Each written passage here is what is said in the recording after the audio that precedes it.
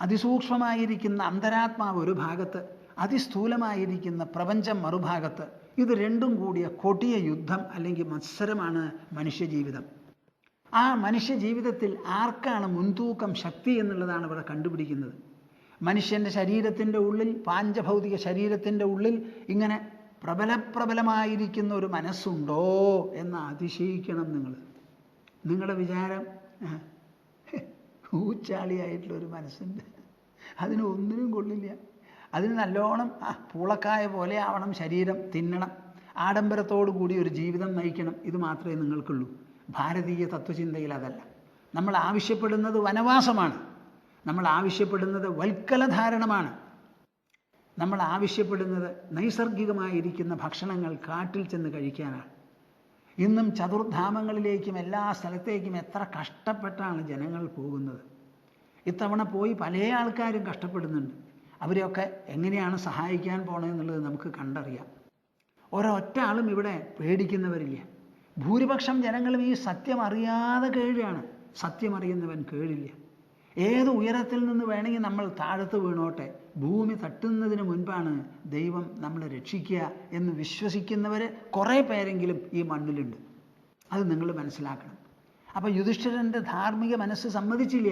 ആദ്യം തോറ്റു, ഞാനാണ് പന്തയം വെച്ചത്, കൊടുത്തതൊക്കെ ഞാനാ, അവരെന്തിനു കുറ്റം പറയണു, കളിക്കാൻ പോയത് ഞാനാണ്, ഇനിയും അവർ വിളിക്കണു, ഞാൻ പോവും, വരുന്നത് വരട്ടെ. വരാൻ പോകുന്നത് എന്താ? കാട്ടിലേക്ക് പോകല. കാട്ടിലെ രാജാക്കന്മാർ ഒരു 12 കൊല്ലം താമസിച്ചാൽ അവരുടെ മഹിമയും മാറ്റും വർദ്ധിക്കുമോ കുറയുമോ? ശ്രീരാമനെ നാം വാഴ്ത്തുന്നത് എന്തുകൊണ്ടാണ്? അദ്ദേഹം രാജധാനിയിൽ സ്വർണ്ണലങ്കയിൽ അങ്ങനെ അങ്ങോട്ട് കൂടി ആഡംബരത്തോടു കൂടി ഒരാളും ആ ചരിത്രം എഴുതിയിട്ടുണ്ടാവില്ല, വാൽമീകി മഹർഷി പ്രത്യേകിച്ചും. കൈകേയി പോണം എന്ന് പറഞ്ഞപ്പോൾ സൂര്യാസ്തമനത്തിന് മുൻപ് പൊയ്ക്കളയാം എന്ന് പറയാൻ സാധിച്ചതാണ് ശ്രീരാമനെ ആരാധ്യനാക്കുന്നത്. അദ്ദേഹത്തിന് ക്ഷേത്രം കെട്ടിയത് പറ്റില്ല എൻ്റെ ചെറിയമ്മയെ, ഞാൻ തന്നെയാണ് അഭിഷിക്തനാവാൻ പോണത് എന്ന് പറഞ്ഞാൽ ആ ശ്രീരാമന് ഭാരതത്തിൻ്റെ ഒരു ഇതിഹാസത്തിൽ കാൽ അക്ഷരം പോലും കിട്ടില്ല. മനസ്സിലാക്കിക്കോളൂ. നിങ്ങളൊക്കെ അങ്ങനെ വീർത്തിരിക്കും, പണവും പ്രതാപവും വീടും കുടിയും ഫിക്സഡ് ഡെപ്പോസിറ്റും ഒക്കെ ആയിട്ട് വീർത്തിരിക്കും. കാലണയ്ക്ക് നിങ്ങളെപ്പറ്റി ഒരാൾ പറയില്ല, വാഴ്ത്തില്ല. നിങ്ങളുടെ മുത്തശ്ശനെ നിങ്ങൾക്ക് അറിയുമെന്നാണ് ഞാൻ ചോദിക്കുന്നത്. നിങ്ങളുടെ പേരക്കിടാവിന് നിങ്ങളുണ്ടായിരുന്നു. നാരായണ മേനോൻ പ്രസിദ്ധനായിരുന്നു, 4 വീട് കെട്ടി, കുട്ടികൾക്കൊക്കെ കൊടുത്തു, ധാരാളം സ്വത്തുണ്ടായിരുന്നു, മരവും വെച്ച് പിടിപ്പിച്ചു എന്ന് പറഞ്ഞ് ഒരു ചരിത്രം എഴുതാൻ ആരെങ്കിലും ഇവിടെ പുറപ്പെടും? ഏതെങ്കിലും മനുഷ്യചരിത്രം ഇവിടെയുണ്ടോ? രാമായണവും മഹാഭാരതവും അല്ലാതെ ഏതെങ്കിലും ഒരു ചരിത്രം ഇവിടെയുണ്ടോ? രാജാക്കന്മാരുടെ ചരിത്രം ആരാ വായിക്കുക? ചരിത്രം എന്ന് പറഞ്ഞാൽ ചരിത്ര പാഠങ്ങൾ മനുഷ്യർ ഉൾക്കൊള്ളുന്നില്ല എന്നാണ് ചരിത്രകാരന്മാരുടെ ആക്ഷേപം. അപ്പം നമ്മൾ ആരാധിക്കുന്നുണ്ടെങ്കിൽ 2 ഇതിഹാസം മാത്രമേ നമുക്കുള്ളൂ. ആ ഇതിഹാസത്തിലെ പ്രധാനപ്പെട്ട പാത്രങ്ങളെ നാം വാഴ്ത്തുന്നു, ആരാധിക്കുന്നു, അതുപോലെ ആകാൻ ഇച്ഛിക്കുന്നു. നമുക്കതിന് കൗതുകമുണ്ട്, ഉത്സാഹമുണ്ട്, ഉണർവുണ്ട്, ഊക്കുണ്ട്, അഭിലാഷമുണ്ട്, ആദർശമുണ്ട്. ഇതൊക്കെ നമ്മുടെ മനസ്സിലുണ്ട്. രാമനെ പോലെയാവാൻ, പാണ്ഡവന്മാരെ പോലെയാവാൻ, ദ്രൗപദിയെ പോലെയാകാൻ, ജനകപുത്രിയെ പോലെയാവാൻ. അവർക്ക് ചില തെറ്റുകളോ വിഷമങ്ങളോ ഉണ്ടെന്ന് നിങ്ങൾ ആരോപിച്ചാലും അവരുടെ അടിസ്ഥാനപരമായി അന്തിമമായിരിക്കുന്ന മഹിമയ്ക്ക് ഒരു മാറ്റുകുറവും ഒന്നുകൊണ്ടും വരുന്നില്ല. അപ്പം രണ്ടാമത് വിളിച്ചപ്പോൾ അത് തിരസ്കരിച്ചില്ല, തിരിച്ചും വന്നു എന്നുള്ളതാണ് യുധിഷ്ഠിരൻ്റെ വൈഭവം. ആ വൈഭവം അവിടെ കൊണ്ട് നിൽക്കുന്നുണ്ടോ? ഇല്ല. അത് ഇനിയും വർദ്ധിക്കാനാണ് പോണത്. നിങ്ങൾ ആരും വിചാരിക്കരുത് കുറഞ്ഞു എന്ന്. യുധിഷ്ഠിരൻ്റെ മാറ്റ് കൂടിക്കൂടി വരികയാണ്. എന്തെങ്കിലും പിഴവ് ഉണ്ടായിരുന്നെങ്കിൽ പോലും വേദവ്യാസ മഹർഷി എഴുതുന്ന ഇതിഹാസത്തിൽ ആ പിഴവിന് സ്ഥാനമില്ല. ശരിയായ യുധിഷ്ഠിരൻ നമ്മൾ കണ്ടിട്ടില്ല, നമുക്ക് അദ്ദേഹത്തിൻ്റെ വിവരവുമില്ല. നാം അറിയുന്ന യുധിഷ്ഠിരൻ വ്യാസദേവൻ്റെ പെൻ പിക്ചറാണ്, തൂലികാരചനയാണ്. ആ തൂലിക നമ്മെ പഠിപ്പിക്കുന്നത് ധർമ്മം, അർത്ഥം, കാമം, മോക്ഷം എന്ന് പറയുന്ന ആദർശങ്ങളാണ്. അതിൽ ധർമ്മം അനുസരിക്കുന്നവർക്ക് ഉൾബലം കൂടിക്കൂടി വരും. ആ ഉൾബലം കൂടിക്കൂടി വരണമെങ്കിൽ പുറം യാതന വർദ്ധിച്ചു വരണം. ആ പുറം യാതന അടിച്ചേൽപ്പിക്കാൻ ആരെങ്കിലും ചിലർ ശത്രുപക്ഷത്തെ പോലെ അവിടെ നിരക്കും വേണം. അവർ വനത്തിൽ ചെന്നു, വനവാസം തുടങ്ങി. മിണ്ടാണ്ടിരുന്നൂടെ ഈ ദുര്യോധനന്? മിണ്ടാതിരിക്കാൻ സമ്മതിക്കില്ലല്ലോ. അവർ വനത്തിൽ ചെന്നു, കഷ്ടപ്പെട്ടു, ഈ വർത്തമാനങ്ങളൊക്കെ അറിയണം, വെറുതെ ഇരിക്കാൻ സമ്മതിക്കില്ല. തിരിച്ചു വന്നാലോ എന്നുള്ള പേടിയുണ്ട്. കംസൻ എപ്പോൾ നോക്കിയാലും കൃഷ്ണനെ പേടിയല്ലേ. കൊല്ലാൻ വേണ്ടി എത്ര ആൾക്കാരെ വിനിയോഗിച്ചു. അങ്ങനെ വിനിയോഗിച്ചു കഴിഞ്ഞാലും കൃഷ്ണനെ പേടിയാ അടിസ്ഥാനപരമായി. അപ്പോൾ അവർ വനവാസം ആരംഭിച്ചു. അതങ്ങനെ നടന്നപ്പോൾ കൃഷ്ണൻ അവിടെ ഉണ്ടായിരുന്നില്ല. ഈ ചൂതുകളിയെപ്പറ്റി ഒന്നും അദ്ദേഹത്തിന് അറിയില്ല. തിരിച്ചിങ്ങോട്ട് വന്നപ്പോൾ ഈ വർത്തമാനം അറിഞ്ഞപ്പോൾ അയ്യോ പറ്റില്ലപ്പാ, ഇനിയിപ്പോൾ എന്താ ചെയ്യുക? എനിക്ക് വേണ്ടപ്പെട്ട പാണ്ഡവരാണ്, അവരെ എല്ലാ സമയത്തും ഞാൻ തുണയ്ക്കാൻ തയ്യാറാണ്. എൻ്റെ ജ്യേഷ്ഠനാണ് ആര്? യുധിഷ്ഠിരൻ. ദ്രൗപദി എൻ്റെ പരമഭക്തയാണ്. ഇവരെല്ലാവരും ഇങ്ങനെ നടന്നു. ഈ ദ്രൗപദിയെ പിടിച്ചു വലിച്ചു അവർ. ഇത് കേട്ടുടനെ കൃഷ്ണന് മനസ്സിന് ഇരിപ്പുറച്ചില്ല. കാട്ടിലേക്ക് ചെന്നു. കാട്ടിൽ ചെന്ന് പാണ്ഡവന്മാരെ ദർശിച്ച് കുറേ സംസാരിച്ചിട്ടെങ്കിലും മറുപടി പറയാം എന്ന് പറഞ്ഞ് കൃഷ്ണൻ കാട്ടിലേക്ക് പോവുക. നിങ്ങളുടെ വിചാരം എന്താ? എന്തിനാ സ്വാമിജി ഇത് പറയുന്നത്? ഭൂമാനന്ദ സ്വാമി പറയുന്നതിൽ വലിയ അർത്ഥമുണ്ട് കൂട്ടരെ. വ്യാസദേവൻ എന്തിനു മഹാഭാരതം എഴുതിയോ അത് തന്നെയാണ് ഭൂമാനന്ദ സ്വാമിക്ക് പറയാനുള്ളത്. ഞാനൊരു പറച്ചൽ ഭാരത, മുഴുവനും അല്ലെങ്കിലും കുറേശ്ശെയായിട്ടെങ്കിലും. നിങ്ങളെല്ലാവരും വിചാരിക്കും ദ്രൗപദിയുടെ വസ്ത്രം പിടിച്ചു വലിച്ചു ആര്? ദുശാസനൻ. പിടിച്ചു വലിച്ചപ്പോൾ കൃഷ്ണപരമാത്മാവ് കൊടുത്തു വസ്ത്രം. പ്രത്യേകിച്ചും നിങ്ങൾ പറയണത് കൃഷ്ണൻ കൊടുത്തു എന്നാണ്. കൃഷ്ണൻ കൊടുത്തു എന്ന് ഭൂമാനന്ദ സ്വാമിജി പറയുന്നു. കൃഷ്ണൻ അറിഞ്ഞിട്ട് തന്നെ ഇല്ല ഈ ചരിത്രം. അതാണ് നിങ്ങളുടെ മുമ്പിൽ എനിക്ക് പ്രത്യേകിച്ച് പറയേണ്ടത്. നമ്മൾ ഭഗവാൻ എന്ന് പറയുന്നത് ഒരു വ്യക്തിയല്ല, അത് ശരീരമല്ല, അത് വെറും സ്ഥൂലമല്ല. നമ്മൾ ഭഗവാൻ എന്ന് പറയുന്നത് ഒരു സാന്നിധ്യത്തെയാണ്, ഒരു ശക്തി പ്രഭാവത്തെയാണ്. നമ്മുടെ ശരീരത്തിൽ മനസ്സെങ്ങനെയോ അതുപോലെ പാഞ്ചഭൗതികമായ പ്രപഞ്ചത്തിൽ മുഴുവനും ഇടതൂർന്ന് പ്രസരിച്ചിരിക്കുന്ന ഒരു ഉൾപ്രഭാവവും മഹിമയുമാണ് ഈശ്വര സാന്നിധ്യം. അത് കൃഷ്ണൻ എന്ന വ്യക്തിയിൽ ഒതുങ്ങുന്നതോ കൃഷ്ണൻ അതിനോട് പ്രത്യേക ബന്ധമുണ്ടെന്നോ അല്ല നമ്മൾ മനസ്സിലാക്കേണ്ടത്. അപ്പോൾ അവിടെ വസ്ത്രം കൊടുത്തത് കൃഷ്ണനാണ്, അതുകൊണ്ട് കാര്യം അവസാനിച്ചു എന്നുള്ള ധാരണ നിങ്ങളുടെ മനസ്സിൽ നിന്ന് മാറണം. പിന്നെ കൃഷ്ണൻ കൊടുത്തോ ഇല്ലേ എന്നുള്ളത് മനസ്സിലാവണം. അതിനു വേണ്ടിയിട്ടാണ് ഞാനിത് പറയുന്നത്. അപ്പോൾ കൃഷ്ണൻ ഒരു ദിവ്യ പരിവേഷം നമ്മൾ കൽപ്പിച്ചു കൊടുക്കണം. എന്താണ് ആ ദിവ്യ പരിവേഷം? കൃഷ്ണൻ വിളിച്ചപ്പോൾ, കൃഷ്ണ ഹരേ എന്ന് വിളിച്ചപ്പോൾ വസ്ത്രങ്ങൾ കൊടുത്തു ദ്രൗപദിക്ക് എന്ന്.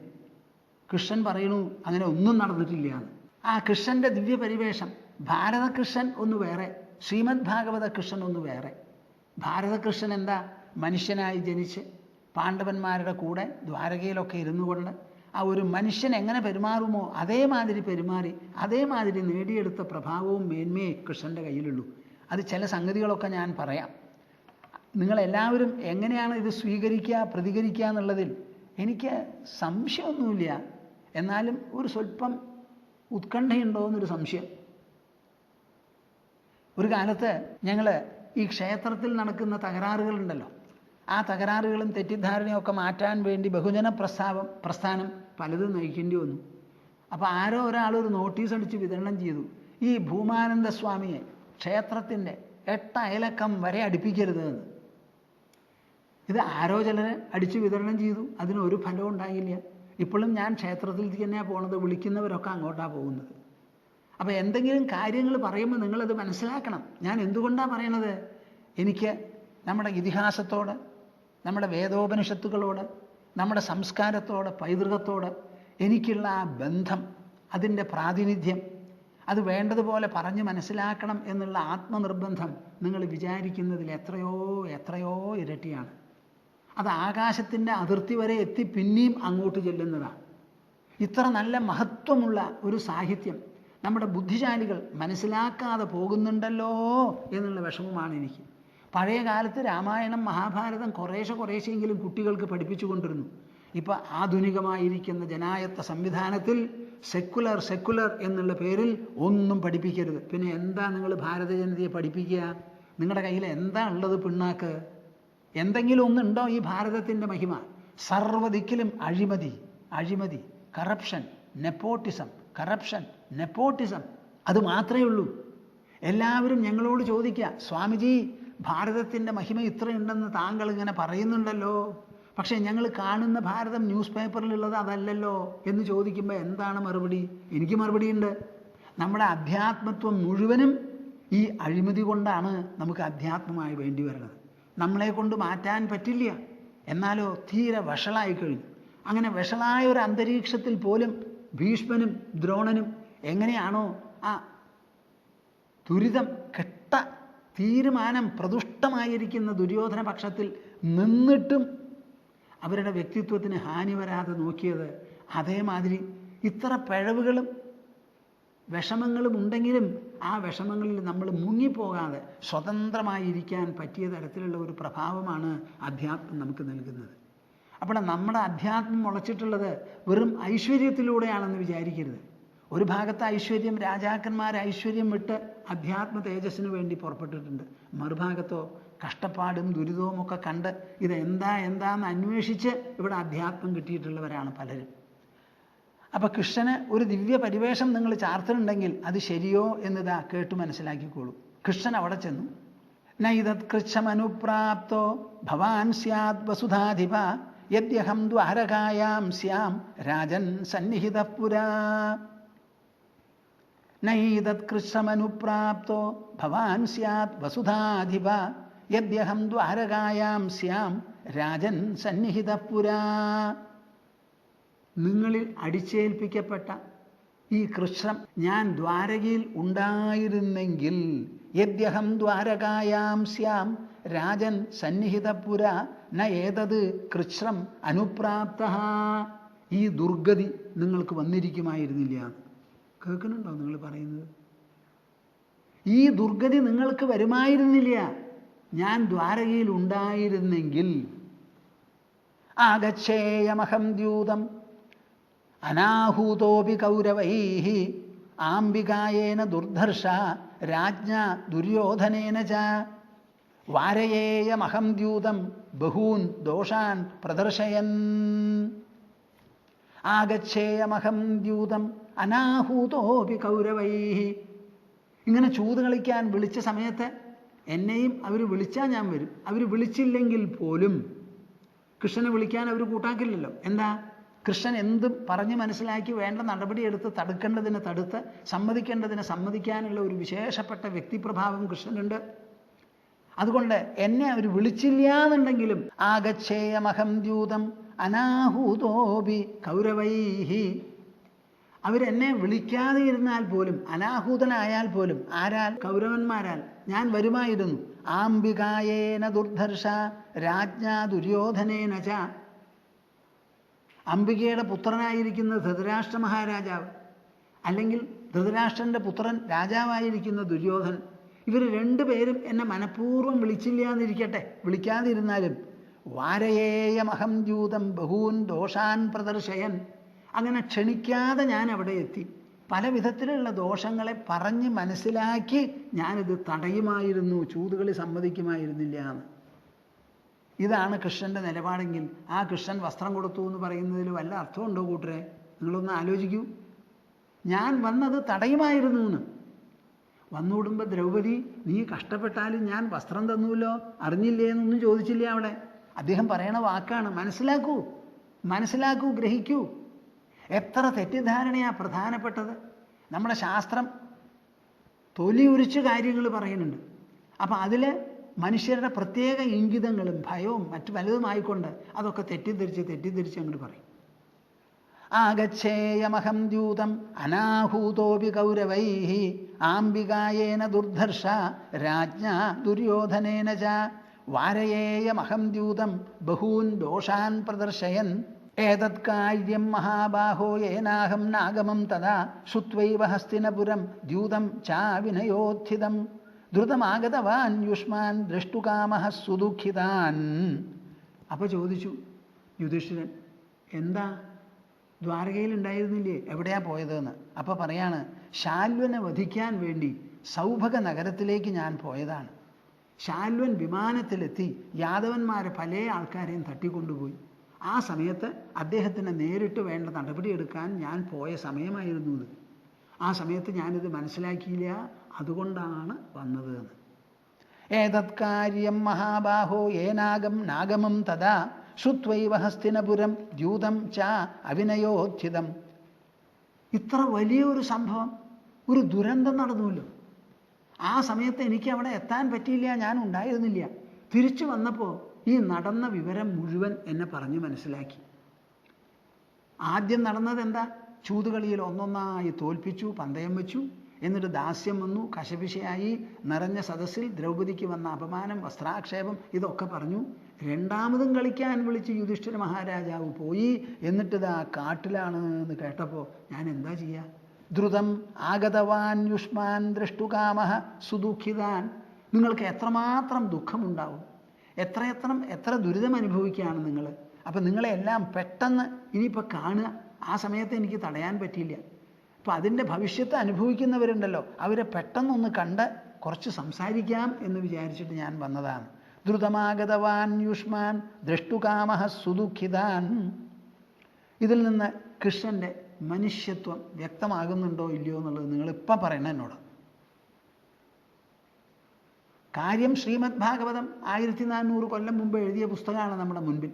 അതിൽ കൃഷ്ണന് ജനിക്കുന്നതിന് മുൻപ് തന്നെ ഒരു അശരീരി വാക്ക്, 8ാമത്തെ ഗർഭം ദേവകിയിൽ കംസൻ പിടിച്ച് ജയിലിലിട്ടു, ചങ്ങല കൊണ്ട് ബന്ധിച്ചു, എന്നിട്ടും കൃഷ്ണൻ ജനിച്ചു. ഇതാണ് ദൈവത്തിൻ്റെ ഗതി.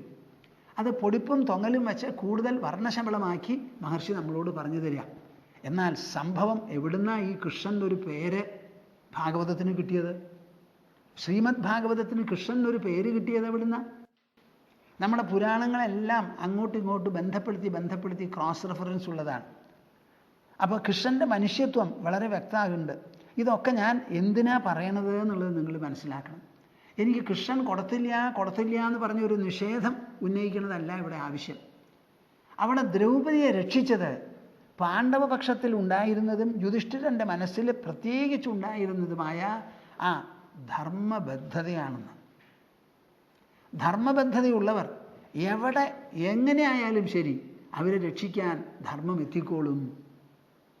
അർത്ഥേഷു അഭിജ്ഞസ്വരാട് എന്ന് ആദ്യത്തെ ശ്ലോകത്തിൽ ശ്രീമദ് ഭാഗവതം പറയുന്നതാണ് ഇവിടെ പ്രമാണം. ഓരോ സന്ദർഭത്തിലും ഓരോ അവസരത്തിലും ചുറ്റുപാടിലും എന്ത് കഷ്ടപ്പാടും പ്രതിസന്ധിയും ഉണ്ടായാലും ആക്രമണവും ഉണ്ടായാലും അതിനെ കവച്ചു വയ്ക്കാൻ, രക്ഷിക്കാൻ പൊടുന്നനെ ദൂരം നോക്കാതെ, സമയം നോക്കാതെ, അധ്വാനം നോക്കാതെ മനുഷ്യരുടെ കണ്ണു വെട്ടിച്ചുകൊണ്ട് എവിടെ വേണമെങ്കിലും എത്തുന്നു. ദേവകിയെയും വസുദേവനെയും ചങ്ങലയ്ക്ക് പിടിച്ചിട്ടു. ഇതിന് മീതി ഇനി എന്താ വേണ്ടത്? കാവൽക്കാരെ നിയോഗിച്ചു. അങ്ങനെയൊക്കെയുള്ള സമയത്താണ്, അർദ്ധരാത്രിക്കാണല്ലോ ഉറക്കം കൂടുതൽ വരിക. ഒരു മഴയും പെയ്ത അന്തരീക്ഷം തണുത്തപ്പോൾ കാവൽക്കാരടക്കം ഉറങ്ങി. ചങ്ങല അഴിഞ്ഞു. എന്നിട്ട് ആ കൃഷ്ണൻ ജനിച്ചത് കൊണ്ടുപോകാനും പറഞ്ഞു. ഇത്രയും നടന്നു. കംസൻ്റെ ഭീകരമായിരിക്കുന്ന പ്രതിരോധ മാർഗങ്ങളെയെല്ലാം കവച്ചു വെച്ചുകൊണ്ട് ഇത് നടന്നു. ഇതേമാതിരി ഈ ലോകം പെട്ടെന്ന് പൊട്ടി വീണതൊന്നുമല്ല. നമുക്ക് ബുദ്ധിയുണ്ടെങ്കിൽ ഈ ബുദ്ധിയുടെ മുഴുവനും ഉറവിടമായിരിക്കുന്ന ഒരു മഹത് ബുദ്ധി അപ്പുറത്തുണ്ട്. അതിന് എന്ത് പ്രതിസന്ധി പരിഹരിക്കാനുള്ള തന്ത്രങ്ങളും മെനഞ്ഞെടുക്കാൻ സാധിക്കും. അപ്പം ധർമ്മത്തിന് വരുന്ന പരീക്ഷ എവിടം വരെ ആകാം. അധർമ്മത്തിൻ്റെ മുന്നേറ്റം എതുവരെ നമ്മൾ വിചാരിക്കുന്നത് പോലെയൊന്നുമല്ല. മേൽക്കുമേൽ ഉത്തരോത്തരം ഉണ്ടാവും. കൂടുതൽ ഉത്കടമാകും. അപ്പോഴെല്ലാം ധർമ്മത്തിന് സ്വയം രക്ഷിക്കാനുള്ള ഒരു ശക്തിയുണ്ട്. നമ്മളെല്ലാം ഈ ധർമ്മത്തെ ആശ്രയിക്കുന്നത് പുറത്തുനിന്ന് ഇൻഷുറൻസ് കിട്ടും എന്ന് വിചാരിച്ചിട്ടല്ല. നമ്മുടെ പ്രസിഡൻറ്റോ പ്രധാനമന്ത്രിയോ വന്ന് നമ്മളെ രക്ഷിക്കും എന്ന് വിചാരിച്ചിട്ടല്ല. പലപ്പോഴും നമ്മളെ രക്ഷിക്കാൻ ഇവിടെ പോലീസുകാരില്ല, ഇവിടെ മിലിറ്ററിയും ചിലപ്പോൾ ഉണ്ടായി എന്ന് വരില്ല. നമ്മളെ രക്ഷിക്കാൻ ആരുണ്ട് എന്ന് ചോദിച്ചാൽ ശ്രീമദ് ഭാഗവതം പറയുന്നത് തന്നെയാണ് പ്രമാണം. സരക്ഷിതാ രക്ഷതിയോ ഹി ഗർഭേ. ഗർഭത്തിൽ നമ്മളെ രക്ഷിച്ചത് ആരാ? ആ ശക്തി തന്നെയാണ്, ആ സ്വാധീനം, ആ പ്രഭാവം തന്നെയാണ്, ആ മഹിമ തന്നെയാണ് നമ്മളെ പുറത്തു വന്നാലും രക്ഷിക്കുന്നത്. ദ്രൗപദിയുടെ ശരീരത്തിൽ ആ ഹൃദയം മിടിപ്പിക്കുന്നത് ആരാ? ശ്വാസകോശം ചുങ്ങി വികസിപ്പിക്കുന്നത് ആരാ? ആ ശക്തി തന്നെയാണ് വസ്ത്രവും അഴിയാത്ത വസ്ത്രം കൊടുത്തത്. അപ്പം ധർമ്മത്തിന് സ്വയം രക്ഷിക്കാനുള്ള ഒരു ശക്തിയുണ്ട് അതിൽ തന്നെ. നിങ്ങൾ ധർമ്മത്തിനെ അനുസരിക്കുന്നുണ്ടോ? അനുസരിച്ചാൽ ആ ധർമ്മം നിങ്ങളെ രക്ഷിച്ചോളും. അതാണ് ദ്രൗപദിക്ക് കിട്ടിയത്. ആ ഒരു ചോദ്യം ചോദിച്ച് ആ സദസ്സ് മുഴുവനും കുലുങ്ങി, സദസ്സ് മുഴുവനും നിർവീര്യമായി, പറയാൻ പറ്റില്ല. പറഞ്ഞവരുടെയൊക്കെ വായടക്കി. അങ്ങനെ മേൽക്കുമേൽ ആക്രമണം, ഇന്നതേ ചെയ്യാവൂന്നില്ല. തൊട തുറന്ന് കാണിച്ചു കൊടുത്ത് വന്നിരിക്കാൻ പറഞ്ഞു. കർണനാണെങ്കിൽ അതിനെ ഉദ്ദീപിപ്പിച്ചു. ദുശാസനോട് വസ്ത്രം അഴിച്ചു മേടിക്കാൻ പറഞ്ഞു. യുധിഷ്ഠിരാദികൾ ഉത്തരീയം അഴിച്ചു കൊടുത്തു. മഹാപാവം ആ കഷ്ടപ്പെട്ടുകൊണ്ട്, മഹാപാവം എന്ന് പറയരുത്, ആ ധീര വനിത, ആ ധർമ്മത്തിൻ്റെ അവതാരമൂർത്തി എന്ന് പറയുന്ന ആ ദ്രൗപദി അവിടെ നിന്ന് തൻ്റെ നിലപാടിൽ ഉറച്ചങ്ങട് നിന്നു. ആ ശ്ലോകം നിങ്ങൾ പ്രത്യേകിച്ചും കേൾക്കണം. കൃഷ്ണം ച വിഷ്ണും ച ഹരിം നരം ച ത്രാണായ വിക്രോശതി ആജ്ഞസേനി തതസ്തു ധർമ്മോ അന്തരിതഃ പ്രഭാവഃ സമാവൃണോദ്വൈ വിവിധൈഃ സുവസ്ത്രൈഃ. ആ ദ്രൗപദി അങ്ങോട്ട് വിളിക്കുകയാണ്. ആ വിളിക്കാനെ നമ്മൾ പിന്നെ എന്താ ചെയ്യുക? വായ കൊണ്ട് വിളിച്ചു, എല്ലാവരും കേൾക്കും വേണം, അവരിലും ഉണ്ടാവണമല്ലോ അതിൻ്റെ ഒരു പ്രഭാവം. മൗനമായിട്ട് വിളിച്ചാൽ പറ്റിയെന്ന് വരില്ല. കൃഷ്ണം ച വിഷ്ണും ച ഹരിം നരം ച, കൃഷ്ണനെയും വിഷ്ണുവിനെയും ഹരിയെയും ത്രാണായ വിക്രോശതി യാജ്ഞസേനി, യജ്ഞസേനൻ്റെ പുത്രി ആ രാജപുത്രി വിളിക്കുകയാണ്. ത്രാണായ വിക്രോശതി, എന്നെ രക്ഷിക്കണേ, രക്ഷിക്കണേ, എന്നെ രക്ഷിക്കണേ. ദാ പിടിച്ചു വലിച്ചു കഴിഞ്ഞു, അഴിഞ്ഞാൽ ഞാൻ നഗ്നയായി. ഒരു സ്ത്രീക്ക് എല്ലാവരുടെ മുൻപിലും വെച്ച് അടിച്ചേൽപ്പിക്കപ്പെടുന്ന നഗ്നത ഒരിക്കലും സഹിക്കാവുന്നതല്ല. ലോകം ഇതുവരെ കണ്ടിട്ടുമില്ല, കേട്ടിട്ടുമില്ല ഇങ്ങനെ ഒരു സ്ഥിതിവിശേഷം. ഇതിനുള്ള കാരണം എന്താ? ഞാൻ കല്യാണം കഴിച്ച ഭർത്താക്കന്മാർ ധർമ്മപുത്രന്മാരാണ്. അതാണ് ഇതിൽ തെറ്റ്. ഇതിനൊരൊറ്റ കാരണം എന്താ? ധർമ്മപുത്രന്മാരാണ്. അവരിപ്പോഴും അവരുടെ മുൻപിൽ വെച്ച് ഈ ആപത്ത് നടക്കുന്ന സമയത്ത്, ഈ അന്യായം നടക്കുന്ന സമയത്ത് ചെറുവിരൽ പോലും അവർ പൊന്തിക്കാതെ ഇരിക്കുകയാണ്. ഞങ്ങൾ പറഞ്ഞ വാക്ക്, ഞങ്ങൾ ചെയ്ത പ്രവൃത്തി, അതിൻ്റെ ഭവിഷ്യത്ത് എന്തായാലും, അനന്തരഫലം എന്തായാലും ഞങ്ങളിത് അനുഭവിക്കണു. ഞങ്ങൾ പറയാൻ ഒരുക്കമില്ല യുധിഷ്ഠിരൻ ഞങ്ങളുടെ നേതാവല്ല, പ്രഭുവല്ല എന്ന്.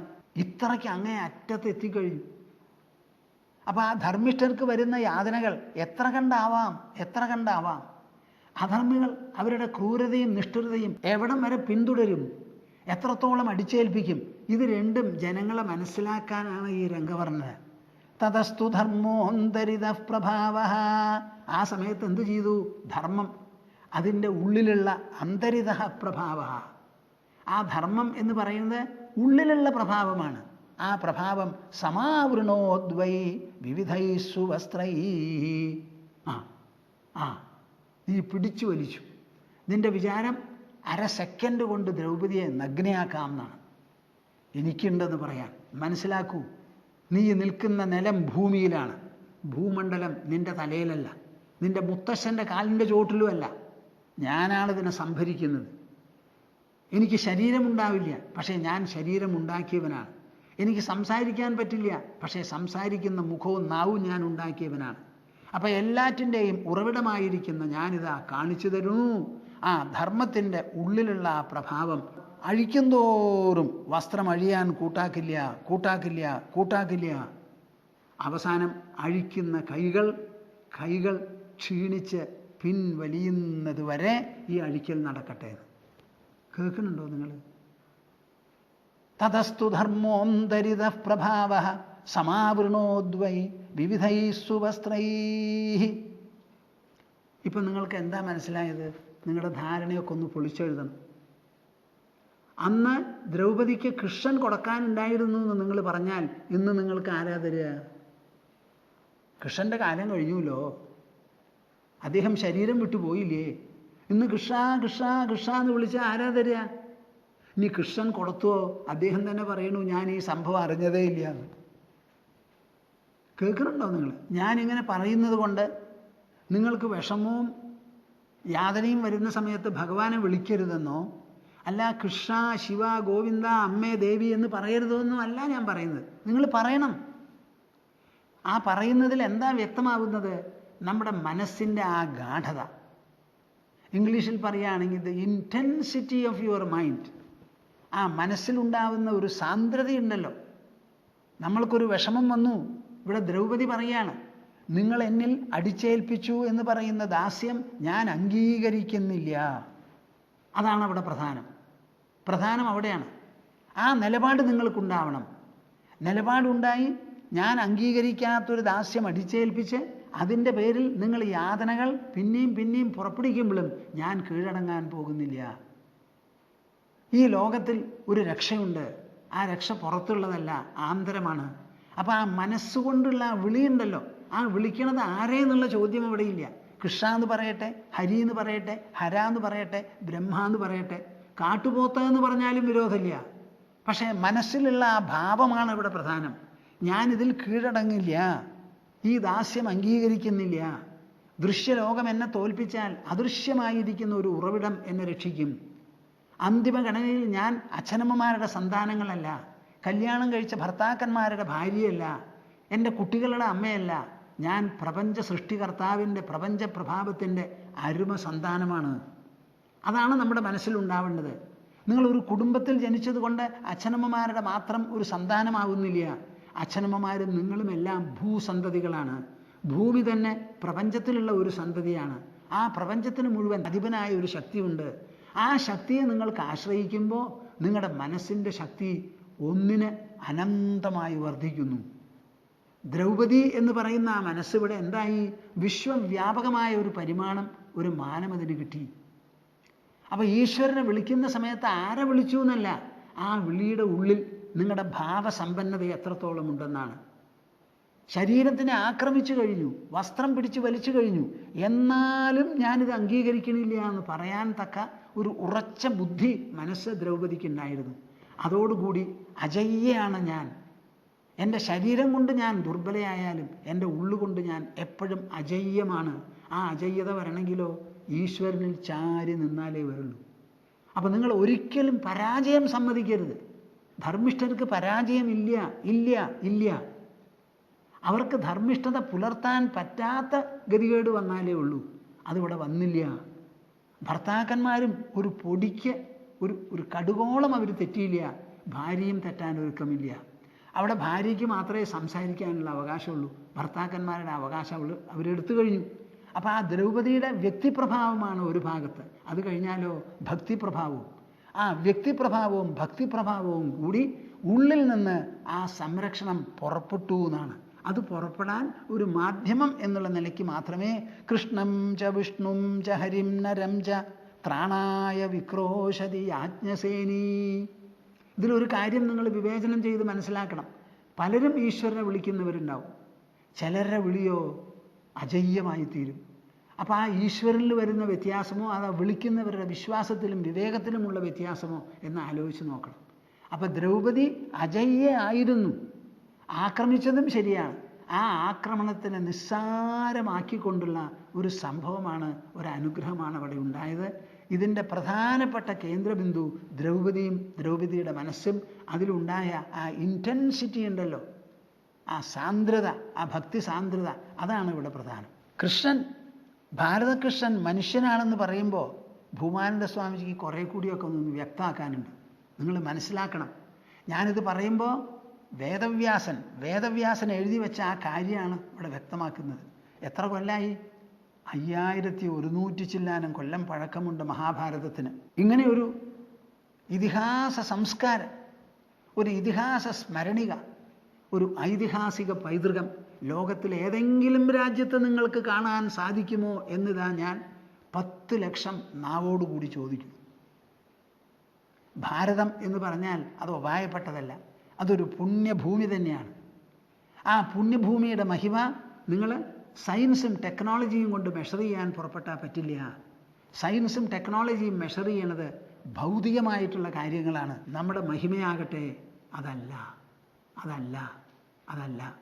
നമ്മുടെ മഹിമ മാനസമാണ്, ബൗദ്ധമാണ്, അന്തരാത്മീയമാണ് നമ്മുടെ മഹിമ. ആ ഉൾമഹിമയാണ് ഇവിടെ ചിത്രീകരിക്കുന്നത്. ഒരു മനുഷ്യൻ്റെ മനസ്സിൽ ലോകം മുഴുവനും എതിർത്താലും അവനവനെ വിജയശ്രീലാളിതനാക്കാൻ പറ്റിയ വിശ്വാസ പ്രമാണങ്ങളോ വിവേക പഥങ്ങളോ ഉണ്ടോ എന്ന് ചോദിച്ചാൽ ഉണ്ട് എന്ന് ഉറച്ചു പറയുന്നതാണ് നമ്മുടെ സംസ്കാരം. ഈ കൃഷ്ണനെ പറ്റി ഞാൻ പറയുമ്പോൾ സ്വാമിജി എന്താ അങ്ങനെ പറയണത് എന്ന് ചോദിക്കരുത്. ചോദിച്ചോളൂ, അത് നല്ലതാണല്ലോ. അതിന് മറുപടി പറയാം, കേട്ടോളൂ. കൃഷ്ണന് കയ്യിലുള്ള സുദർശനം എന്ന് പറയുന്ന ചക്രം ഉണ്ടല്ലോ, ഈ ചക്രവും കൂടി അദ്ദേഹത്തിന് സമ്മാനമായിട്ട് കിട്ടിയതാണ്.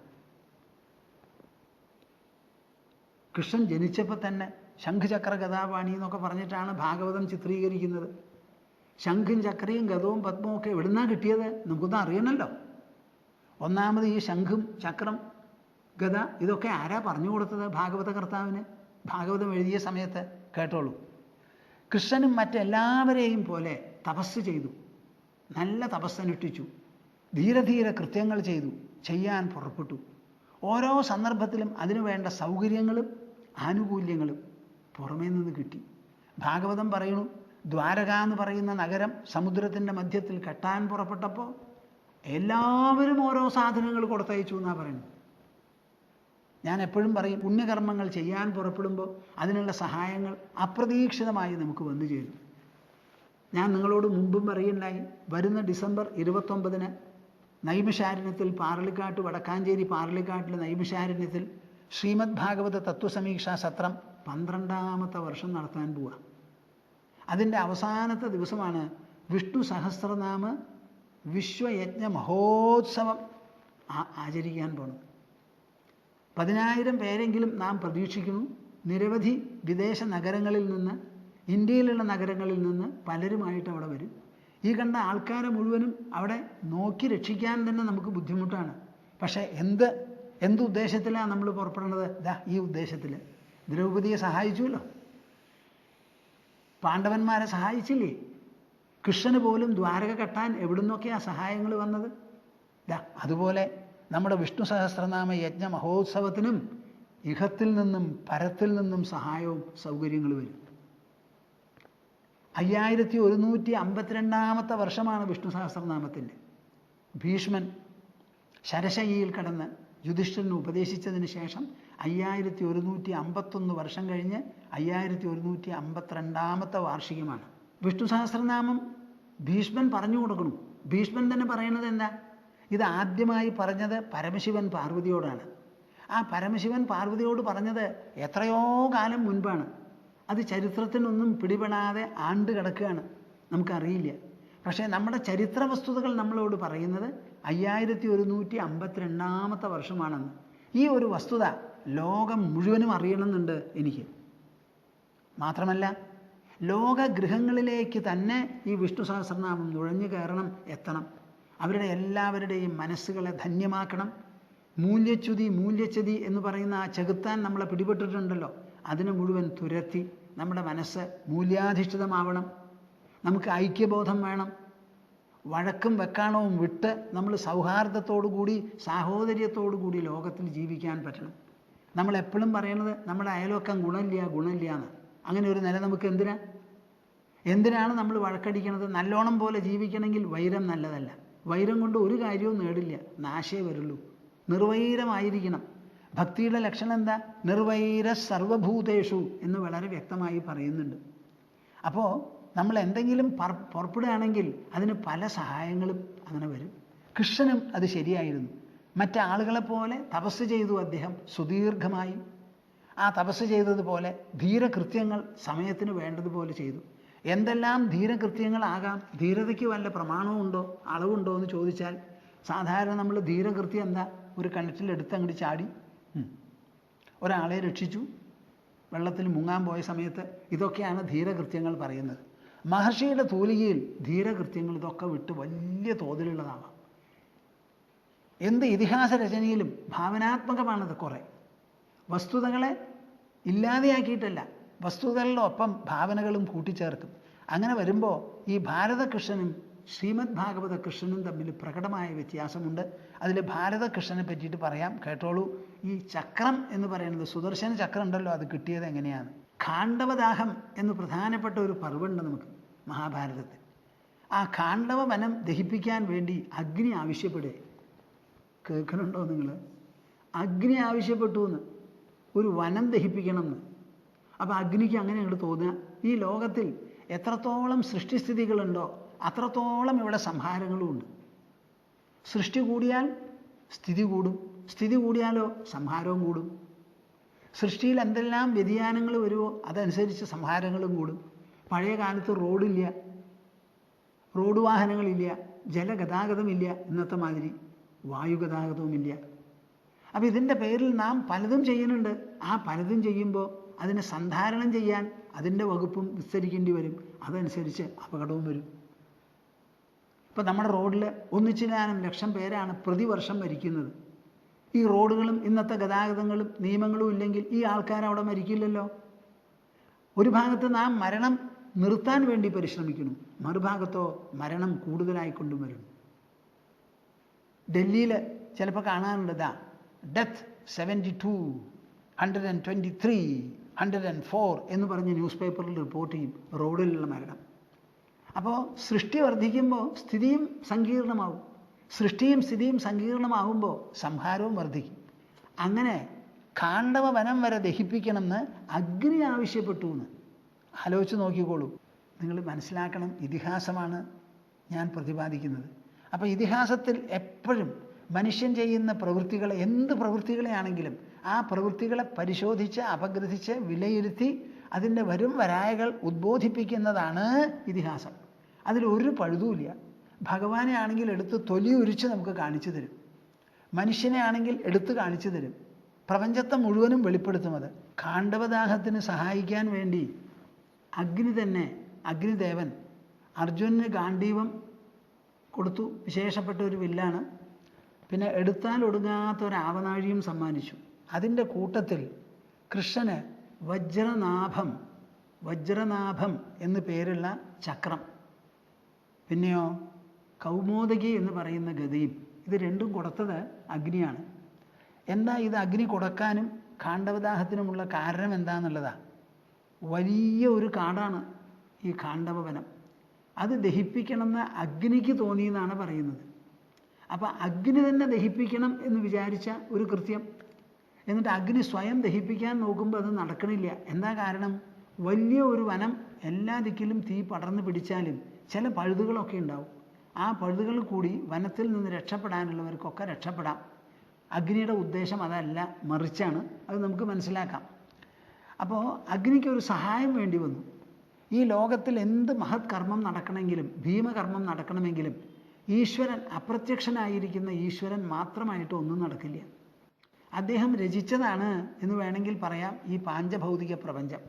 ആ പ്രപഞ്ചത്തിൽ ധീരമായോ മഹത്തായോ ഭീമമായോ ഭീഷ്മമായോ വല്ലതൊക്കെ നടക്കണം എന്നുണ്ടെങ്കിൽ അതിന് മനുഷ്യരുടെ കൂട്ടുപിടിച്ചേ ഇവിടെ എന്തും നടക്കുള്ളൂ. മനുഷ്യനും ദൈവവും കൂടി ചേർന്നതാണ്. നമ്മുടെ സാധാരണ ഭാഷയിൽ ഒരു പഴമൊഴി ഉണ്ടല്ലോ, താൻ പാതി ദൈവം പാതി എന്ന്. ഇത് രണ്ടും കൂടി ചേർന്നിട്ടേ ഇവിടെ എന്തും നടക്കുള്ളൂ. അപ്പോൾ അഗ്നിക്ക് സ്വയം നിർവഹിക്കാൻ പറ്റാത്ത ഒരു ധീരകൃത്യം, ഒരു വിശേഷപ്പെട്ട കൃത്യം, അത് നിർവഹിക്കാൻ വേണ്ടി അർജുനൻ്റെയും കൃഷ്ണൻ്റെയും സഹായം തേടേണ്ടി വന്നു. അതിന് സഹായിക്കുന്ന സമയത്ത് അവർക്ക് സഹായിക്കാൻ വേണ്ടി കൊടുത്തതാണ് ഈ സാധനങ്ങൾ. എന്തൊക്കെ? ഗാണ്ഡീവം, അമ്പൊടുങ്ങാത്ത ആവനാഴി, വജ്രനാഭം എന്ന് പറയുന്ന ചക്രം, അതോടൊപ്പം കൗമോദകിയും. ഇങ്ങനെ 4 എണ്ണാണ് അഗ്നി സമ്മാനിച്ചത്.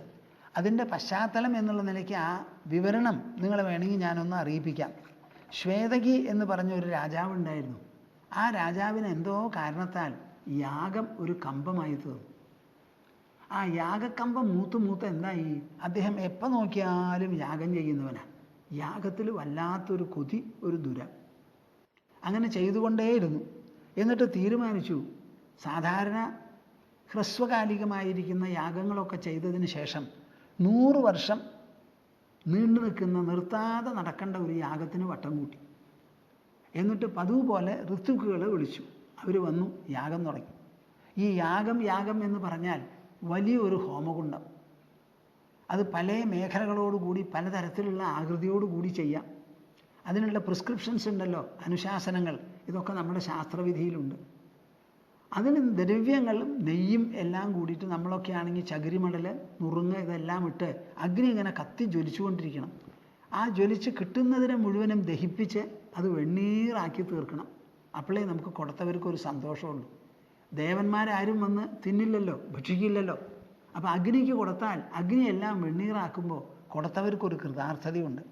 അപ്പോൾ അതിനു വേണ്ടി അടുത്തിരുന്ന് ഹോമിക്കുമ്പോൾ നമ്മൾ സാധാരണ കത്തിക്കുന്നതൊക്കെ അതിലുള്ള മെഴുക്കോ അല്ലെങ്കിൽ നനവോ അനുസരിച്ച് പുകയുണ്ടാക്കിക്കൊണ്ടിരിക്കും.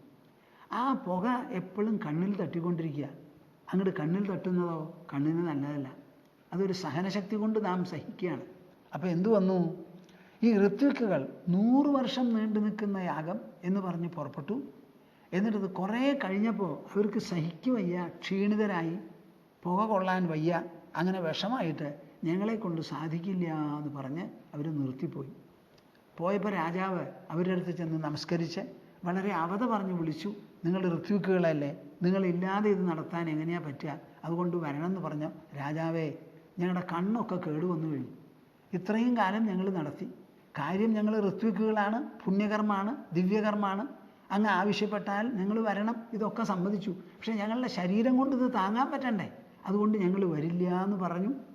എന്തെങ്കിലും പറഞ്ഞിട്ട് കാര്യമില്ല. ഇത് ചെയ്യാനൊരു ശരീരമാണല്ലോ, നമ്മുടെ ശരീരത്തിന് പരിമിതിയില്ലേ, ഹാർട്ടിന് പരിമിതിയില്ലേ, ലങ്സിന് പരിമിതിയില്ലേ, തലച്ചോറിന് പരിമിതിയുണ്ടല്ലോ. പരിമിതിയില്ലാത്തത് അന്തരാത്മാവ് മാത്രമല്ലേ ഉള്ളൂ. പഞ്ചഭൂതങ്ങളിൽ ആകാശം മാത്രമേ അനന്തമായിട്ടുള്ളൂ, ബാക്കിയുള്ളതൊക്കെയോ അനന്തമല്ല, അന്തമുള്ളതാണ്. നമ്മുടെ വേദങ്ങൾ വിധിക്കുന്ന പ്രധാനപ്പെട്ട ഒരു ഭാഗമാണ് കർമാനുഷ്ഠാനങ്ങൾ, യാഗയജ്ഞങ്ങൾ. വൈദികമായിരിക്കുന്ന യാഗയജ്ഞങ്ങൾക്ക് വലിയ ഫലമാണ് എന്നൊക്കെയാണ് വെപ്പ്. ആ യാഗങ്ങളും യജ്ഞങ്ങളും നടത്തണമെങ്കിൽ അതിന് ഋത്വിക്കുകൾ നല്ല പോലെ വേണം, ആവശ്യമാണ്. അവരുടെ ശിക്ഷണത്തിലും നിർദ്ദേശത്തിലും അത് നടത്താൻ പറ്റുള്ളൂ. അപ്പോൾ ഋത്വിക്കുകളെ കൊണ്ട് യാഗം നടത്തിക്കാൻ പറ്റില്ല എന്ന് വന്നാൽ പിന്നെ എന്താണ് വഴി? അവനവൻ ഒറ്റയ്ക്ക് എന്തെങ്കിലും ചെയ്യണം. അങ്ങനെ ഒറ്റയ്ക്ക് ചെയ്യുന്നതാണ് തപസ് എന്ന്. അപ്പോൾ തപസ് ചെയ്യുന്ന സമയത്ത് നമുക്ക് ഒരാളുടെ സഹായം വേണ്ട, നമുക്ക് തന്നെ ചെയ്യാം. അപ്പോൾ എന്തു ചെയ്തു? ശ്വേതകി രാജാവ് പരമശിവനെക്കുറിച്ച് തപസ് ചെയ്തു. അതിന് ഋത്വിക്കുകളൊന്നും വേണ്ടല്ലോ. ഇപ്പോൾ പാർവതി പഞ്ചാഗ്നി മധ്യത്തിലിരുന്നാണ് തപസ് ചെയ്തത് പരമശിവനെ കിട്ടാൻ. ഒരാളും സഹായിക്കാനുണ്ടായില്ല, അച്ഛനില്ല, സഹോദരങ്ങളില്ല, അവിടെ കർമ്മമില്ല, അതില്ല, ഇതില്ല, അവർക്ക് തന്നെ ചെയ്യാം. അതുപോലെ തന്നെ തപസ് ചെയ്ത് രുദ്രനെ പ്രസാദിപ്പിച്ചു. ശിവൻ പറഞ്ഞു, ഋത്വിക്കുകൾ ഉണ്ടെങ്കിലേ യാഗയജ്ഞങ്ങൾ നടത്താൻ പറ്റുള്ളൂ. അങ്ങ് പറയുന്നു ഋത്വിക്കുകൾ വരില്ല എന്ന്. ഞാൻ നോക്കുമ്പോൾ അവർക്കും തക്കതായ കാരണമുണ്ട്. അങ്ങയ്ക്കൊരു കമ്പാണ് യാഗത്തിൽ. അപ്പോൾ ഈ ഋത്വിക്കുകൾ എത്ര കാലം ഇങ്ങനെ ഇരുന്ന് യാഗം ചെയ്യും? അവർക്ക് കണ്ണില്ലേ, കണ്ണിൽ പുക തട്ടില്ലേ, പല വിധത്തിലുള്ള വിഷമങ്ങളുണ്ടല്ലോ. അപ്പോൾ അവർ വരില്ല എന്ന് പറഞ്ഞതിന് നമുക്കൊന്നും ചെയ്യാൻ പറ്റില്ല, അവിടെ നിർബന്ധിക്കരുത്. ഇതൊക്കെ സന്തോഷത്തോടു കൂടി നല്ല മനസ്സോടു കൂടി ചെയ്യേണ്ടതാണ്. അതുകൊണ്ട് അങ്ങൊരു കാര്യം ചെയ്യൂ, 12 കൊല്ലക്കാലം ബ്രഹ്മചര്യം അനുഷ്ഠിച്ചുകൊണ്ട് നെയ്യ് മാത്രം കോരി ഒഴിക്കുക ഹോമകുണ്ടത്തിൽ, അങ്ങനെ നടത്തുമെന്ന്. അപ്പോൾ നെയ്യ് മാത്രം ഒഴിക്കുമ്പോൾ പുകയുണ്ടാവില്ലല്ലോ, ചൂട് മാത്രമല്ലേ ഉണ്ടാവുള്ളൂ. ബാക്കിയുള്ള സാധനങ്ങൾ ഇടുമ്പോഴാണ് വിഷമം. പല ദ്രവ്യങ്ങളും ഹോമിക്കാൻ ഉപയോഗിക്കേണ്ട, നെയ്യ് മാത്രം മതി. അങ്ങനെ നെയ്യ് ഒഴിച്ചുകൊണ്ടുള്ള ഒരു 12 കൊല്ലത്തെ ഒരു വ്രതാനുഷ്ഠാനം എന്നുള്ള നിലയ്ക്ക് തപസ് ചെയ്യുമെന്ന്. ആ തപസ് ചെയ്തപ്പോൾ പരമശിവന് സന്തോഷമായി. അദ്ദേഹം പ്രത്യക്ഷപ്പെട്ട് എന്ത് ചെയ്തു? ഞാനൊരു കാര്യം ചെയ്യാം, എന്നെക്കൊണ്ട് അങ്ങത് നിർവഹിച്ചു തരണം എന്നാണ് പറയുന്നത്. ഞാനല്ല ഇത് ചെയ്യാൻ, ദുർവാസ മഹർഷിയുണ്ട്, അദ്ദേഹത്തിനെ കൊണ്ട് അങ്ങയുടെ യാഗം മുഴുവനാക്കിക്കാം എന്ന് പറഞ്ഞ് ദുർവാസ മഹർഷിയെ അതിന് നിയോഗിച്ചു. അങ്ങനെ ശ്വേതകി മഹാരാജാവിന് അവസാനം സ്വർഗഫലം കിട്ടി. അങ്ങനെ പോയി എന്നാണ് ഈ കഥ. ഇതിലിപ്പോൾ വിഷമിക്കുന്നത് ആരാ? അഗ്നിദേവനാണ്. അപ്പോൾ അഗ്നിദേവൻ്റെ വിഷമത്തിന് ഇവിടെ പറയുകയാണ്, ഋത്വിഗ്ഭിഃ സഹിതഃ സർവൈഃ സദസ്യൈശ്ച സമന്വിതഃ തസ്യ സത്രേ പപൗ വന്യഃ ഹവിർ 12 വത്സരാൻ. അപ്പോൾ ഋത്വിക്കുകൾ എല്ലാവരും കൂടി വന്ന് ഗംഭീരമായിട്ടുള്ള യാഗം നടത്തുക എന്ന് പറഞ്ഞാൽ അതിന് വലിയൊരു വിലയാണ്. പല സാധനങ്ങളും അവിടെ ദഹിപ്പിക്കണമല്ലോ. നെയ്യാവുമ്പോൾ വെറുതെ കത്തിത്തീരും. ഋത്വിഗ്ഭിഃ സഹിതഃ സർവൈഃ സദസ്യൈശ്ച സമന്വിതഃ. പല ദ്രവ്യങ്ങളുമാണ് ഈ യാഗത്തിന് കൊണ്ടുവരിക. വിലപിടിപ്പുള്ളതുണ്ട്, ചകിരിമടൽ വരെയുണ്ട്, പ്ലാവിൻ്റെ നുറുങ്ങുണ്ട്, ഇങ്ങനെ പലതും ഉണ്ട്. അതെല്ലാം കൊണ്ടുവന്ന് ഈ ഹോമം നടത്തിയതിൽ തസ്യ സത്രേ പപൗ വന്യഃ ഹവിർ 12 വത്സരാൻ. 12 കൊല്ലമോ അതിലേറെയോ കാലം അഗ്നിക്ക് ഈ ഹോമിക്കേണ്ടത് മുഴുവൻ കഴിക്കേണ്ടി വന്നു. നിങ്ങൾ കേൾക്കുന്നുണ്ടോ? വളരെ രസകരമാണ് ഈ വിജ്ഞാപനം. ഇത് ആലോചിച്ച് നോക്കണം. യാഗയജ്ഞങ്ങൾക്ക് വലിയ ദിവ്യത്വമാണ്. ആ ദിവ്യത്വമായിരിക്കുന്ന ദിവ്യത്വമുള്ള യാഗയജ്ഞങ്ങൾ ക്രമത്തിലധികം ചെയ്യാൻ പുറപ്പെട്ട അവിടെയുണ്ട് കുഴപ്പം. നല്ല പോലെ മനസ്സിലാക്കുക. അപ്പം എന്തായി? തസ്യ സത്രേ പപൗ വന്യഃ. അഗ്നിയാണല്ലോ ഇത് മുഴുവനും കഴിക്കുന്നത്. നമ്മൾ ഊണ് കഴിക്കുന്നത് പോലെയാണ് അഗ്നിയിൽ ഹോമിച്ചാന്ന് പറഞ്ഞാൽ ഹോമിച്ചത് മുഴുവൻ ഭക്ഷിക്കണം അഗ്നിക്ക്. അപ്പം ഭക്ഷിച്ച് എന്തായി? തതോ ഭഗവതോ വഹ്നേഃ വികാരഃ സമജായത തേജസാ വിപ്രഹീണശ്ച ഗ്ലാനിശ്ചൈനം സമാവിശത്. അഗ്നിക്ക് അജീർണം വന്നു, ദഹിച്ചില്ല. കുടൽ തന്നെ പരുങ്ങലായി, ആമാശയവും കുടലും പരുങ്ങലായി. തേജസ വിപ്രഹീണശ്ച ഗ്ലാനിശ്ചൈനം സമാവിശത്. അഗ്നിയുടെ തേജസ് അറ്റുപോയി, ഗ്ലാനിയും പിടിപെട്ടു. അപ്പം നമ്മൾ അഗ്നിയെപ്പോലും അവഗണിക്കുകയാണ്. കണ്ടമാനം യാഗം നടത്തി പലതും നമ്മൾ ചെയ്തു എന്ന് വരുമ്പോൾ, യാഗയജ്ഞങ്ങൾ ആവശ്യമാണ്, പുണ്യകർമ്മങ്ങൾ. സത്വഗുണം മാത്രമായിട്ട് നിലനിൽക്കില്ലല്ലോ, രജസ്സും തമസ്സും കൂടി വേണമല്ലോ. അപ്പോൾ രജസ്സിൻ്റെ സ്ഥാനത്ത് പ്രവൃത്തികളോ വേണം. തമസ് അതിന് വിശ്രമത്തിന് കൊടുക്കണം. രാവും പകലും ഓരോ കാര്യം ചെയ്യാൻ പറഞ്ഞാൽ ആർക്കും സാധിക്കില്ല, ബുദ്ധിമുട്ടാണ്. തതോ ഭഗവതോ വന്നേഹ വികാര സമജായത. ബാക്കി എല്ലാവർക്കും ഉള്ളതുപോലെ അഗ്നിക്കും വികാരം വന്നു. അതിൻ്റെ തേജസ്, അഗ്നിയുടെ തേജസ് അറ്റുപോയി, ഗ്ലാനി വന്നു. അതാണ് പറയണത്, അമിതമായാൽ അമൃതം വിഷം എന്നൊരു പറച്ചിലുണ്ട്. ഇപ്പം അമൃതമാണ്, നല്ലതാണെന്ന് പറഞ്ഞ് ധാരാളം കഴിച്ചു നോക്കൂ, നമ്മുടെ കുടലിന് ദഹിപ്പിക്കാൻ പറ്റില്ല. എന്താ, ഒരു ക്വാണ്ടിറ്റി എന്നുള്ളൊരു വകയുണ്ടല്ലോ. അപ്പോൾ അമൃതമാണെങ്കിൽ പഞ്ചാമൃതം ഒക്കെ കഴിക്കുന്ന മാതിരി ഒരു സ്പൂൺ അര സ്പൂണൊക്കെ കഴിക്കാം. ഒരു പഞ്ചാമൃതം എന്ന് പറഞ്ഞ് 2 ലിറ്റർ അങ്ങോട്ട് കഴിച്ചാലോ എങ്ങനെയാ, നമുക്ക് ദഹിക്കുമോ? ദഹിക്കില്ല. നല്ലതാണെന്ന് പറഞ്ഞിട്ട് കാര്യമില്ല. അപ്പോൾ വളരെ ആലോചിക്കണം, ഇതിലെല്ലാറ്റിലും വിവേകം ഉപയോഗിക്കണം. യാഗയജ്ഞമായാലും ശരി, അത് അധികമാകുന്നത് ശരിയല്ല. അഗ്നിക്ക് കൂടി അജീർണം വരുത്തും അമിതമായിട്ടുള്ള യാഗം എന്ന് നിങ്ങളെല്ലാവരും മനസ്സിലാക്കണം. ഇങ്ങനെ ഒരു അപഗ്രഥനം നമ്മുടെ ശാസ്ത്രത്തിലോ ഇതിഹാസത്തിലോ നമുക്ക് തരുന്നത് കൊണ്ട് നിങ്ങൾ എന്താണ് മനസ്സിലാക്കുന്നത്? There is no area of human life which should not be approached by and subjected to a close scrutiny and examination. എന്ത് മണ്ഡലമായിക്കോട്ടെ ജീവിതത്തിൻ്റെ, എല്ലാം നമുക്ക് വിവേകത്തോടുകൂടി വേണം പ്രവേശിച്ച് പരിശോധിക്കാൻ. വേണ്ടാതെ നിങ്ങൾ എടുത്തു ചാടുന്നതിൽ ഒരർത്ഥവുമില്ല. അപ്പോൾ അഗ്നിക്ക് കൂടി അജീർണം സംഭവിക്കാം. കൊല്ലങ്ങളോളം മന്ത്രം ജപിച്ച് ആ മന്ത്രഭൂതമായിരിക്കുന്ന സാമഗ്രികളാണ് അഗ്നിയിൽ ഹോമിക്കുന്നത്. ഇത് മുഴുവനും അഗ്നി വിഴുങ്ങി ദഹിപ്പിച്ച് അങ്ങോട്ട് വരുമ്പോൾ അജീർണം വന്നു, ദീപക ശക്തി തന്നെ ഇല്ലാതെയായി. അപ്പം അഗ്നി എന്ത് ചെയ്യും? ബ്രഹ്മാവിൻ്റെ അടുത്ത് ചെന്ന് സങ്കടം പറഞ്ഞു. ഈ ശ്വേതകി രാജാവിൻ്റെ യാഗത്തിൻ്റെ പേരിൽ തന്നത് മുഴുവൻ ഞാൻ ദഹിപ്പിച്ച് വെണ്ണീറാക്കി ഇപ്പം നോക്കുമ്പോൾ എൻ്റെ വയറ് ഏതാണ്ട് കരിങ്കല്ല് പോലെ ആയിരിക്കുക. അതിന് ഒരു ദീപകശക്തിയില്ല, ദഹനശക്തിയില്ല. ഞാൻ എന്താ വേണ്ടേ? എല്ലാറ്റിനും ലോകത്തിലൊരു പരിഹാരം ഉണ്ടല്ലോ.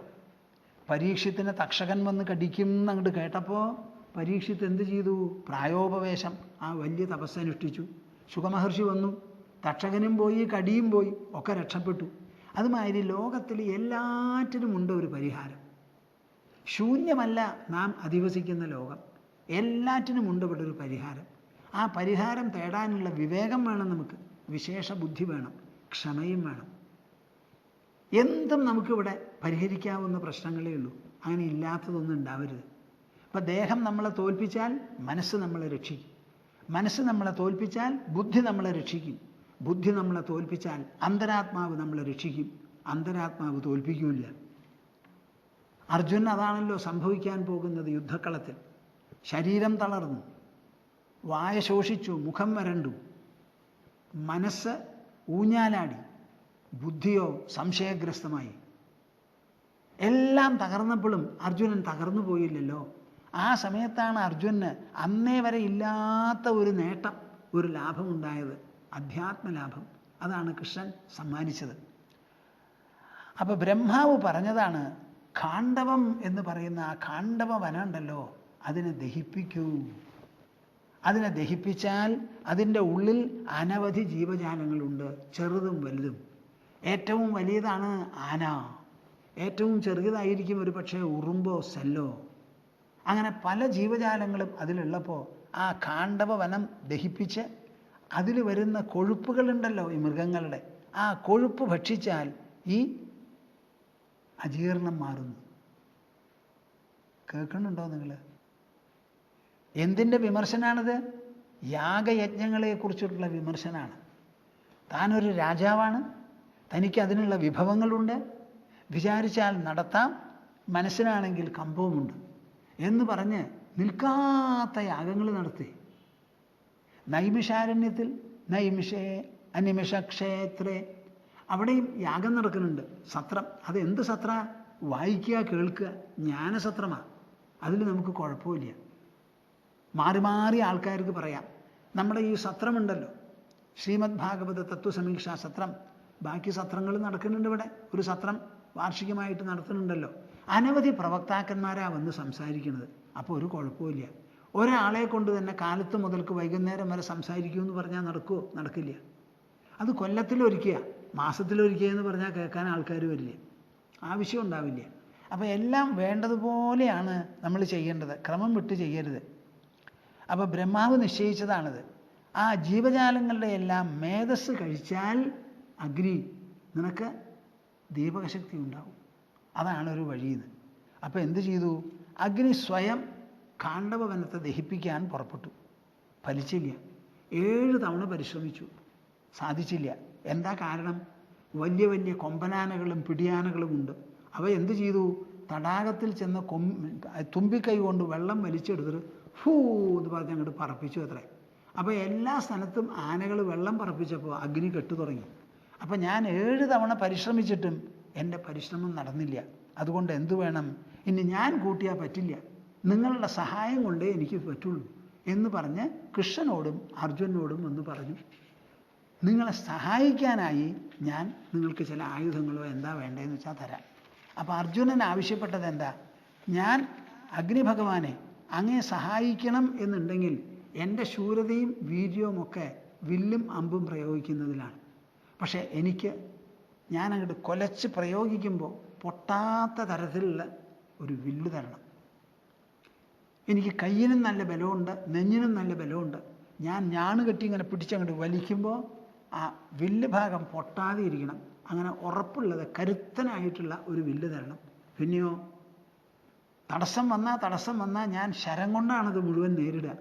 അപ്പോൾ ആ ശരം എടുത്താൽ ഒടുങ്ങാത്ത ഒരാവനാഴി എനിക്ക് കിട്ടണം. ഇത് രണ്ടും തന്നാലേ എന്നെ കൊണ്ട് സാധിക്കുള്ളൂ എന്ന്. അപ്പോൾ അഗ്നി എന്ത് ചെയ്തു? കൊളക്കാൻ തീരുമാനിച്ചു. കൗമോദകി എന്ന് പറയുന്ന ഒരു കഥയാണ് കൃഷ്ണന് കൊടുത്തത്. പിന്നെ വജ്രനാഭം എന്ന് പറയുന്ന ചക്രവും, ഇത് രണ്ടും കൂടിയിട്ടാണ് കൊടുത്തത്. അപ്പം 4 കൂട്ടം സാധനമാണ് അഗ്നി സമ്മാനിച്ചത്. 2 എണ്ണം അർജുനനും 2 എണ്ണം കൃഷ്ണനും. അതിൽപ്പെട്ടതാണ് കൗമോദകി എന്ന് പറയുന്നതും ചക്രവും. ഈ ദഹനം ശക്തമായി നടത്തിക്കാൻ വേണ്ടി മുൻകൂട്ടി ആയുധങ്ങൾ കൊടുക്കണമല്ലോ. ആ ആയുധങ്ങൾക്ക് വേണ്ടി എന്താ ചെയ്തത്? അഗ്നി വരുണനോട് ചെന്ന് പറഞ്ഞു, ഇങ്ങനെ ഒരു സംഭവം ഇവിടെ നടക്കാൻ പോണു, അതിന് വരുണൻ്റെ കയ്യിൽ നിന്ന് വേണം ഇവർക്ക് കൊടുക്കാൻ. അപ്പോൾ വരുണനെ പോയി കണ്ട് പറഞ്ഞ ആ ശ്ലോകം ഞാൻ പറയാം. തമബ്രവീദ് ധൂമകേതു പ്രതിഗൃഹ്യ ജലേശ്വരം ചതുർത്ഥം ലോകപാലാനാം ദേവദേവം സനാതനം സോമേന രാജ്ഞായദത്തം ധനുശ്ചൈവ ഇഷുധീചതേ തത്പ്രയച്ഛോഭയം ശീഘ്രം രഥം ച കപിലക്ഷണം. ഞാനിത് എന്തിനാ ഈ ശ്ലോകങ്ങൾ ഉദ്ധരിച്ച് പറയണേന്നറിയോ? ഭൂമാനന്ദ സ്വാമിയുടെ മനസ്സിൽ വളരെ പ്രത്യേകമായ ഒരു നിർബന്ധമുണ്ട്. എന്താ? അതിമഹത്തായിരിക്കുന്ന സാഹിത്യ സൃഷ്ടിയാണ്, സംസ്കാര രചനയാണ് ഈ രാമായണം മഹാഭാരതം എന്ന് പറയുന്ന 2 ഇതിഹാസങ്ങൾ. അതിന് മുൻപിലുള്ളതാണ് വേദോപനിഷത്തുകൾ. അത് ചരിത്രാതീത കാലത്തുണ്ടായതാണ്. രാമായണം ത്രേതായുഗത്തിലും മഹാഭാരതം ദ്വാപരയുഗത്തിൻ്റെ അവസാനത്തിലുമാണ്. ഈ 2 ഇതിഹാസങ്ങളുമാണ് നമ്മുടെ പൂർവ്വ മഹിമയെ നമുക്ക് കാണിച്ചു തരുന്നത്. നമ്മുടെ പൂർവികന്മാർ ലോകത്തിൽ എങ്ങനെ ജീവിച്ചു, അവർക്ക് ബലം നൽകിയത് എന്താ, അവരുടെ ജീവിതം സങ്കീർണമായി യാതനാ നിർഭരമായി പല വിധത്തിലുള്ള വെല്ലുവിളികളും ആക്രോശങ്ങളും ഉണ്ടായിരുന്നു. ഇതെല്ലാം വന്നപ്പോഴും തളരാതെ അവർക്ക് മുൻപോട്ട് പോകാൻ സാധിച്ചത് എങ്ങനെയാ, എന്താ അതിന് കാരണം എന്നൊക്കെ പറഞ്ഞ് മനസ്സിലാക്കി തന്ന് നമ്മുടെ മനസ്സിനെ വികസിപ്പിക്കുന്നതാണ്. ഈ മഹാഭാരതം നിങ്ങൾ വായിക്കാൻ തുടങ്ങിയാൽ എന്തുണ്ടാവും? വായിക്കാൻ തുടങ്ങിയ സമയത്ത് നിങ്ങളുടെ മനസ്സ് ഒരു കടുകാവാം.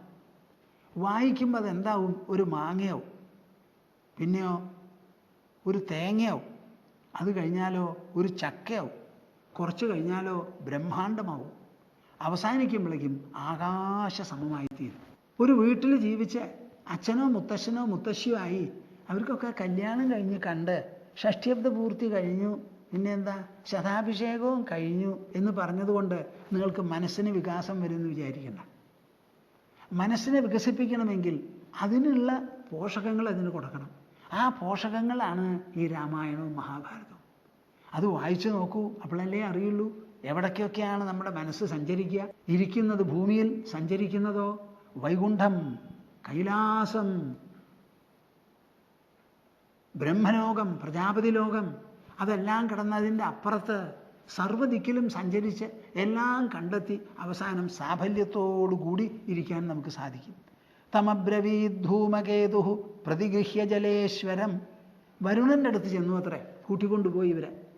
എന്നിട്ട് വരുണനെ നമസ്കരിച്ച് പറയുകയാണ്, ചതുർത്ഥം ലോകപാലാനാം ദേവദേവം സനാതനം. ലോകപാലന്മാരിൽ വെച്ച് 4ാമത്തെ ആളാണ് ഈ വരുണൻ. സോമേന രാജ്ഞായത്തം ധനുശ്ചൈവേഷുധീചതേ. ഈ സോമരാജാവ് തന്നിട്ടുള്ള ധനുസ്സുണ്ടല്ലോ, ആവനാഴിയുമുണ്ടല്ലോ കയ്യിൽ, അത് രണ്ടും തത് പ്രയച്ഛോഭയം ശീഘ്രം. ഇവർക്ക് കൊടുക്കണേ എത്രയും വേഗം. കയ്യിലുണ്ടല്ലോ, ആ ഉള്ളത് ഇവർക്ക് കൊടുക്കുക. രഥം ച കപിലക്ഷണം. കപിധ്വജമുള്ളതായ ഒരു രഥമുണ്ട്, ആ രഥവും അർജുനന് കൊടുക്കണം. അഗ്നി വരുണനോടിത് പറയേണ്ട താമസം. സോമൻ നൽകിയ ധനുസ്സും ആവനാഴിയും കപിധ്വജം അങ്കിതമായിട്ടുള്ള രഥവും ഇതെല്ലാം കൂടി നൽകൂ എന്ന് പറഞ്ഞു അത്രേ. കാര്യം ച സുമഹത് പാർത്ഥോ ഗാണ്ഡീവേന കരിഷ്യതി ചക്രേണ വാസുദേവശ്ച തൻ മമാദ്യ പ്രദീയതാം. കേൾക്കുന്നുണ്ടോ അപ്പാ നിങ്ങൾ? കേൾക്കുന്നുണ്ടോ എന്താ പറയണത് അഗ്നി? കാര്യം ച സുമഹത് പാർത്ഥോ ഗാണ്ഡീവേന കരിഷ്യതി. ബ്രഹ്മാവ് നിയോഗിച്ചിട്ടുള്ള ആ വലിയ ഒരു കർമ്മം, ഖാണ്ഡവ വനദാഹമുണ്ടല്ലോ, ആ ദാഹം അതിമഹത്തായിരിക്കുന്ന ഒരു കാര്യമാണ്. ദാ പൃഥയുടെ പുത്രനായിരിക്കുന്ന പാർത്ഥവൻ ഗാണ്ഡീവേന കരിഷ്യതി. ഈ ഗാണ്ഡീവം കൊണ്ട് വേണം അത് നിർവഹിക്കാൻ. ചക്രേണ വാസുദേവശ്ച. ഈ ചക്രം കയ്യിൽ കിട്ടിയാലേ കൃഷ്ണനും ഈ കാര്യം നിർവഹിക്കാൻ അർജുനൻ്റെ കൂടെ പ്രവർത്തിക്കാൻ പറ്റുള്ളൂ. അതുകൊണ്ട് തൻ മമ ആദ്യ പ്രദീയതാം. അതെനിക്ക് തരൂ, ഞാൻ ഇവർക്ക് കൊടുക്കട്ടെ എന്ന്. ദദാനീത്യേവ വരുണ പാവകം പ്രത്യഭാഷത. ശരി, ഞാൻ അങ്ങനെ തന്നെ ആയിക്കളയാമെന്ന് പറഞ്ഞ് ഈ 4 കൂട്ടം സാധനങ്ങൾ വരുണൻ കൊടുത്തു. ബഭൂവ കല്യ കൗന്ദേയ പ്രഹൃഷ്ട സാഹ്യകർമ്മണി വജ്രനാഭം തതശ്ചക്രം ദദൗ കൃഷ്ണായ പാവക. ബഭൂവ കല്യ കൗന്ദേയ പ്രഹൃഷ്ട സാഹ്യകർമ്മണി.